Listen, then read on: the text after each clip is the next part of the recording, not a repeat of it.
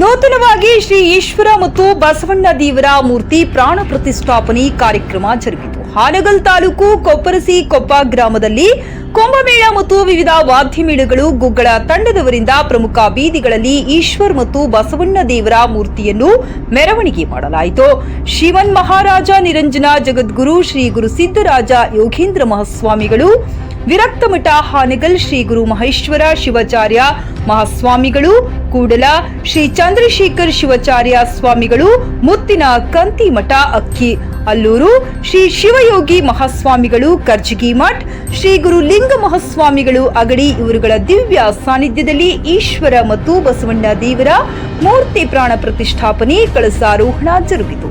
ನಂತರ ಮಹಾಸ್ವಾಮಿಗಳಿಂದ ಆಶೀರ್ವಾದ ವಚನ ಜರುಗಿತು. ದೇವಸ್ಥಾನ ಕಟ್ಟಡಕ್ಕೆ ಕೊಡುಗೆ ನೀಡಿದ ದಾನಿಗಳನ್ನು ಸನ್ಮಾನಿಸಿ ಗೌರವಿಸಲಾಯಿತು. ದೇವಸ್ಥಾನ ನಿರ್ಮಾಣದಲ್ಲಿ ಅತಿ ಕಾಳಜಿ ವಹಿಸಿ ಕಾರಣೀಭೂತರಾದ ದೇವಸ್ಥಾನದ ಅಧ್ಯಕ್ಷರಾದ ಶ್ರೀ ಪ್ರಭುಗೌಡ ಆರ್ ಪಾಟೀಲ್ ಮತ್ತು ಸಿದ್ದಪ್ಪ ಮತ್ತಿಹಳ್ಳಿ ಇವರನ್ನು ದೇವಸ್ಥಾನದ ಕಮಿಟಿಯಿಂದ ಮತ್ತು ಗ್ರಾಮದ ಸಾರ್ವಜನಿಕರು ಸನ್ಮಾನಿಸುವ ಮೂಲಕ ಗೌರವಿಸಿದರು. ನಂತರ ಮಹಾಪ್ರಸಾದವನ್ನು ಮಾಡಲಾಯಿತು. ಸಂಜೆ ವೇಳೆ ಪ್ರಾಥಮಿಕ ಶಾಲೆಯ ಮಕ್ಕಳಿಂದ ಸಾಂಸ್ಕೃತಿಕ ಕಾರ್ಯಕ್ರಮ ಮತ್ತು ನವಲಗುಂದ ಕಲಾ ತಂಡದವರಿಂದ ಸಾಂಸ್ಕೃತಿಕ ಕಾರ್ಯಕ್ರಮ ಜರುಗಿತು. ವರದಿ ರವಿ ಓಲೇಕಾರ್, ವಿಜಯ ವಾಯ್ಸ್ ನ್ಯೂಸ್ ಕನ್ನಡ, ಹಾನಗಲ್.